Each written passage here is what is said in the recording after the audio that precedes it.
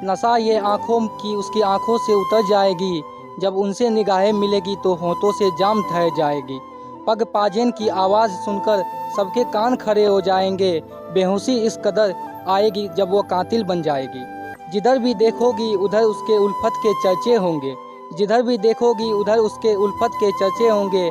आसमान से उतरकर चांद सुर्खियाँ बन जाएगी। और भी पंक्ति है इसकी। कहीं ये मान लीजिए, कहीं आपको ऐसा तो नहीं हुआ कि स्कूल वगैरह या कॉलेज वगैरह में किसी लड़की से प्यार हो गया तो उसी कविता को माटी का पौरस हूँ देश हित में बोलूंगा। हिमालय की चोटी पे चढ़कर राम नाम जय बोलूंगा। पे तुमने देश को किया राष्ट्र एकता और अखंडता पे तो तुमने घात किया। मैं मौत की सैया पे लेट कर अब नहीं चुप बैठूंगा। भारत माता का जय बोलकर दुश्मन के सर पे बैठूंगा। झूठों और फरेबी के आहत पे अब मैं मुख खोलूंगा। मैं इस माटी का पौरस हूँ देश हित में बोलूंगा। हिंदुत्व के बलिदानों को अब नहीं भुलाया जाएगा। कन्हैया लाल के कातिलों को अब नहीं बचाया जाएगा। अब नहीं भुलाया जाएगा। कन्हैया लाल के कातिलों को अब नहीं बचाया जाएगा। इस माटी के लहू को मैं चीख चीख कर बोलूंगा। दिल्ली के दरबारों में भी गहन मौन को खोलूंगा। सत्ता और सियासत को बस राज हड़पना आता है। गरीबों की निर्बलता पर बस उसे हंसना आता है। सच्चाई को दिखाने के लिए कलम थाम कर बोलूंगा। मैं इस माटी का पौरस हूँ देश। मैं श्रीत कुमार एक बार फिर से आपका स्वागत करता हूं। इस समय हम पूर्णिया में हैं और हमारे बीच एक कवि साहब उपलब्ध हैं और उनसे वार्तालाप करने वाले हैं और उनके बारे में और वो जो किताबें लिखे हैं उनके बारे में उनसे जानने का प्रयास करेंगे। पर एक चीज़ हम आपको बताना चाहते हैं कि समय का अजीब खेल देखिए कि राजा को रंग और रंग को राजा बनते देरी नहीं लगती। ये जिस प्रकार से कह सकते हैं एक प्रकार से काफ़ी कठिनाइयों से इन्होंने किताबें वगैरह लिखी हैं और ये आज एक कह सकते हैं कि इतनी छोटी आयु में एक बड़ा ही मुकाम पाने के राह पर चल पड़ा है और इसी तरह के विषय इनसे जानने का प्रयास करेंगे कि इन्होंने किस प्रकार से ये किताबें लिखी, कब इनको सोचने में आया था। इस तरह की हमारी बात जो रहेंगी, इनसे इसी तरह की विषय में इनसे बात करने वाले हैं। तो बताइए, सबसे पहले अपना नाम के बारे में बताइए सबसे पहले। नमस्कार। आपके चैनल के माध्यम से जो भी दर्शक हमें देख रहे होंगे उन सभी को मेरा नमस्कार है। मेरा नाम गौतम केसरी हुआ। मैं फॉरबिसगंज मेरे ज़िले में मेरा अररिया ज़िला में एक फॉरबिसगंज प्रखंड पड़ता है। मैं वहीं से आता हूँ। तो मेरे फॉरबिसगंज प्रखंड में एक गाँव पड़ता है पढ़वा पंचायत। मैं वहीं का निवासी हूँ। मेरा नाम गौतम केसरी है। मेरा उम्र अभी 21 साल है। यानी 21 साल के उम्र में आपने 3 किताबें लिख दी हैं क्या? जी, जी बिल्कुल। हुँ। मैंने 3 पुस्तकों का अभी तक में लेखन किया है। कौन-कौन सा पुस्तक है? मेरी पहली पुस्तक दर्पण एक सच है। इस पुस्तक में क्या लिखा हुआ है? जैसे मान लीजिए इसमें कविता कहानियों का संग्रह है। कितना मान लीजिए कितना पंक्तियों में लिखा होगा तकरीबन में? मतलब इसमें 50 कविताएँ हैं। 50 कविताएँ, पंक्तियाँ कितना होगी उसके हेडलाइन? एक कविता की हाँ, 2-3 पंक्तियों की। 2-3 पंक्ति होंगी यानी तकरीबन मान लीजिए तो 100 से 150-200 के शब्दों के बीच में होगा क्या? जी, जी, जी। हाँ? कविता मतलब देखा जाए तो कुछ कविता बड़ी भी होती है, कुछ छोटी भी कविताएँ होती है। तो इस उन क तरह इस कविता में किस प्रकार का उद्देश्य छुपा हुआ है? मतलब कविता मतलब हर तरह की चीज़ों के लिए होती है। कोई प्रेम रस पे लिखता है, कोई वीर रस पे, सभी कवि का अपना-अपना होता है। तो मैं पहले जो लिखता था वो समाज से मैं ये देखता था समाज में क्या घटित घटना हो रही है या कुछ क्या हो रहा है, किसान के साथ क्या हो रहा है। तो मैंने उन उन चीज़ों को मैं ज़्यादा दर्शाता था अपनी कविताओं में। तो आपको ये कविता लिखने का शौक कब से आया था? मैं लिखता तो बचपन से था, लेकिन वो अपने शौक के लिए मतलब खुद के शौकियों के लिए मैं लिखा करता था। लेकिन 2019 के बाद मुझे लगने लगा था जो जब लोगों को तारीफ़ें मिलने लगी, मैं दोस्तों को सुनाता था और भी लोगों को लिख के दिखाता था, तो कहते थे नहीं तुम इसमें अच्छा कर सकते हो। तो मैंने 2019 के बाद इसमें अच्छे से मेहनत करने लगा।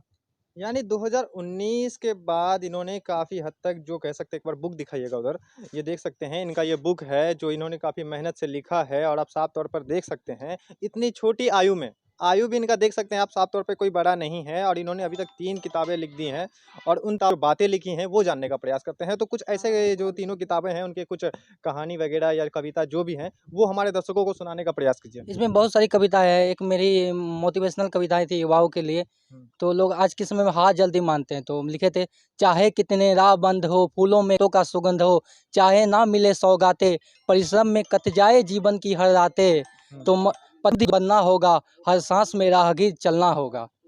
इस कविता का उद्देश्य क्या है? मतलब यही है जो मतलब कितनी भी बाधा आए आपके जीवन में, परिस्थिति तो अनुकूल नहीं होती है।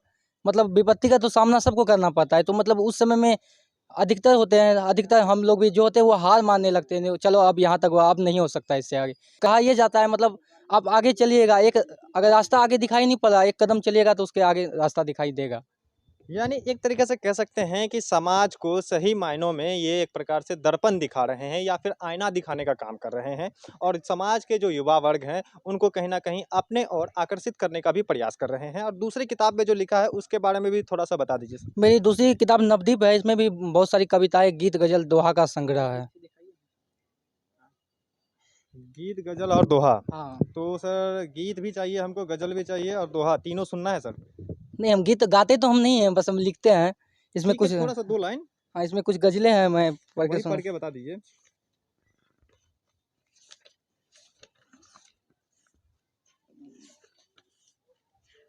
एक एक गज़ल थे मेरी, हुँ, नशा ये आँखों की उसकी आँखों से उतर जाएगी, हुँ, जब उनसे निगाहें मिलेगी तो होंठों से जाम ठहर जाएगी। हुँ। पग पाजेन की आवाज़ सुनकर सबके कान खड़े हो जाएँगे, बेहोशी इस कदर आएगी जब वो कातिल बन जाएगी। जिधर भी देखोगी उधर उसके उल्फत के चर्चे होंगे, जिधर भी देखोगी उधर उसके उल्फत के चर्चे होंगे, आसमान से उतरकर चाँद सुर्खियाँ बन जाएगी। और भी पंक्ति है इसकी। कहीं ये मान लीजिए कहीं आपको ऐसा तो नहीं हुआ कि स्कूल वगैरह या कॉलेज वगैरह में किसी लड़की से प्यार हो गया तो उसी कविता मान लीजिए नहीं, उसे नहीं, गज़ल नहीं के रूप में लिख दिए हों? मैंने तो बताया, मैं प्रेम रस पर लिखता नहीं हूँ, मैं वीर रस का कवि हूँ, मैं वीर रस पे ज़्यादा लिखता हूँ। हुँ। वीर रस को तो आप जानते ही हैं, देश के लिए, मान-सम्मान के लिए, सैनिकों के लिए लिखा जाता है। तो मतलब हर कवि में एक छुपा होता है जो कुछ न कुछ प्रेम रस लिखता है, तो मैं भी प्रेम रस लिखता हूँ। तो कविता भी हो गया इसमें कविता भी सुनाइए थोड़ा। हाँ, कविता ही थी, ये गज़ल थी। हुँ। एक कविता है मेरी सैनिक पर। देखा था वो सैनिक की शहादत, अपने सारे दर्द वहीं खो दिया। ये पुलवामा दिवस पे लिखे थे, जब पुलवामा में सैनिक का पुलवामा अटैक हुआ था तो बहुत सारे सैनिक हमारे देश के शहीद हो गए थे, तब उन पर लिखे थे। देखा था वो सैनिक की शहादत, अपने सारे दर्द वहीं खो दिया, जब लिखने की बात आई तो कलम ने भी रो दिया। पत्नी के हाथों में मेहंदी रची थी, माँ ने याद में निगाहें बिछाई थी। पत्नी के हाथों में मेहंदी रची थी, माँ ने याद में निगाहें बिछाई थी। बेटा कह कर गया था जल्द आऊँगा माँ, वो लौट कर नहीं आया था, उसकी शहादत आई थी। सुना था उसकी गाथा, सीने पर गोली खाकर तिरंगा को लहराता रहा। भारत माँ की मिट्टी को लगाकर वंदे मातरम गाता रहा। और भी पंक्ति है इसकी। यानी देख सकते हैं साफ तौर पर इनका कहना भी सुन सकते हैं जहां एक तरफ हमारे देश में कहीं न कहीं सैनिकों के साथ कहीं न कहीं आतंकवादी बहुत सारा अत्याचार करते हैं या फिर हर दिन कोई ना कोई सैनिक एक प्रकार से हमारे देश में अभी शहीद हो रहा है। परंतु इनकी भावनाओं को भी देखिए कि पुस्तकों में किस प्रकार से उसका उल्लेख किया है, उसका वर्णन किया है, आप साफ तौर पर सुन पा रहे थे। आइए और ज़्यादा जानकारी इनसे चाहते हैं। इस तरह के बुक जो आप लिखे हैं तो इसमें कम से कम कॉस्ट वगैरह का भी खर्चा आया होगा। तो कितना खर्चा हुआ अभी तक? खर्चा तो मतलब कुछ भी कीजिए तो हर चीज़ में खर्चा होती है, उसी तरह पब्लिकेशन में खर्चा था। मतलब एक किताब पर जो लगता है वो लगता है। फिर भी ये पैसा कहाँ से लाए? काम किए, घर से या कहीं और से? ये मैं अपने फैमिली से लेता था। किसी अच्छे कार्य के लिए अगर मैं अपनी फैमिली से कुछ भी माँगता हूँ तो वहाँ से मुझे मिल जाता था। तो आपका फैमिली अमीर है, गरीब है या मिडिल क्लास है? गरीब तो नहीं, मिडिल क्लास है, गरीबी रेखा के ही तौर पे है। उतनी बड़ी फैमिली से मैं नहीं बिलॉन्ग करता हूँ। मेरा छोटा फैमिली है, मेरा पापा का एक छोटा-सा दुकान है जिसको चलाते हैं, उसी से घर चलता है। और आपका तीसरा बुक जो है उसका क्या नाम है? तीसरा बुक 4 दिवस की बेला। इसमें क्या वर्णन है सर? इसमें कविताओं का संग्रह है। कविताओं का। तो वो कविता कुछ सुना दीजिए 2 लाइन। इसमें ये मेरी बुक जो है ना इधर ही आई है ये। ठीक है, अच्छी बात है। इतनी छोटी उम्र में इतना काम कर रहे हैं और कहीं न कहीं आप एक बड़ा मुकाम जल्द ही हासिल करें। हम लोग की शुभकामनाएँ आपके साथ। इसमें एक कविता है, मैं इस माटी का पौरस हूँ। मैं इस माटी का पौरस हूँ, देश हित में बोलूंगा, हिमालय की चोटी पे चढ़कर राम नाम जय बोलूंगा। पे तुमने इसको बचाया, राष्ट्र एकता और अखंडता पे तुमने घात किया। मैं मौत की सैया पे लेट कर अब नहीं चुप बैठूंगा। भारत माता का जय बोलकर दुश्मन के सर पे बैठूंगा। झूठों और फरेबी के आहट पे अब मैं मुख खोलूंगा। मैं इस माटी का पौरस हूँ, देश हित में बोलूंगा। हिंदुत्व के बलिदानों को अब नहीं भुलाया जाएगा, कन्हैया लाल के कातिलों को अब नहीं बचाया जाएगा।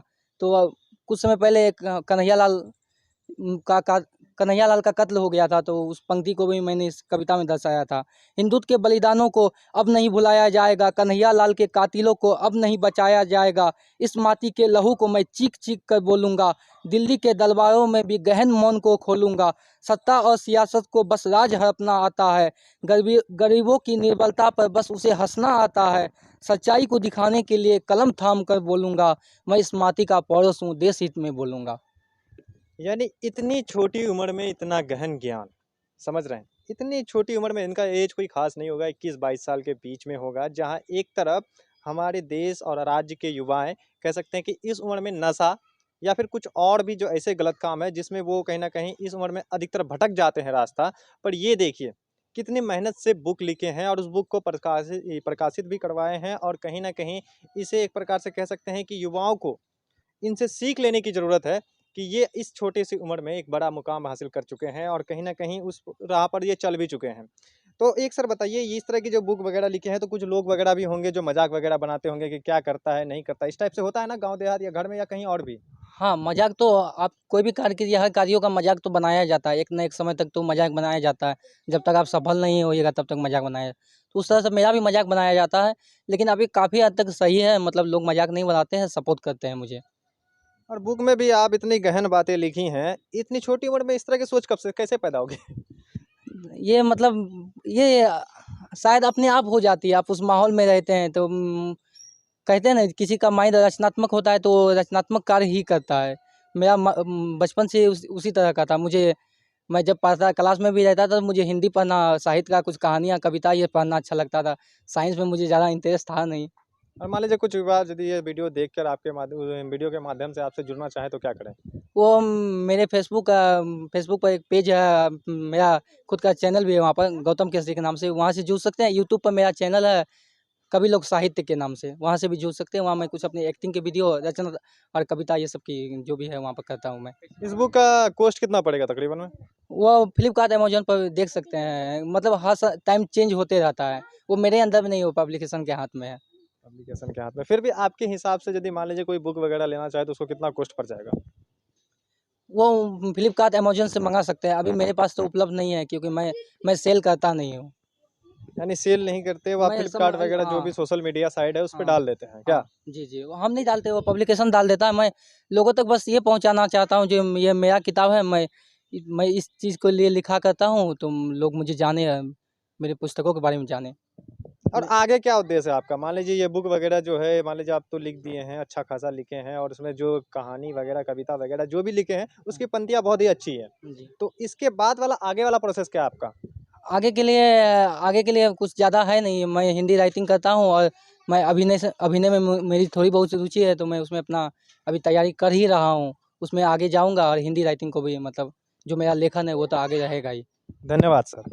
जैसा कि देखें अभी हमारे साथ एक कवि जुड़े थे, जिनका ऐज कोई ख़ास नहीं है, पर इस ऐज में इतनी गहन साधना के द्वारा उन्होंने एक प्रकार से बुक प्रकाशित किया है और उस बुक में जो कविताएँ लिखी हैं, वो कहीं न कहीं समाज को संदेश देने का कार्य करती हैं और इस तरह की कह सकते हैं कि एक तरीके से साफ देख सकते हैं। और ज़्यादा जानकारी के लिए हमारे चैनल के साथ बने रहें, लाइक करें, शेयर करें, कमेंट करें। जय हिंद, जय भारत।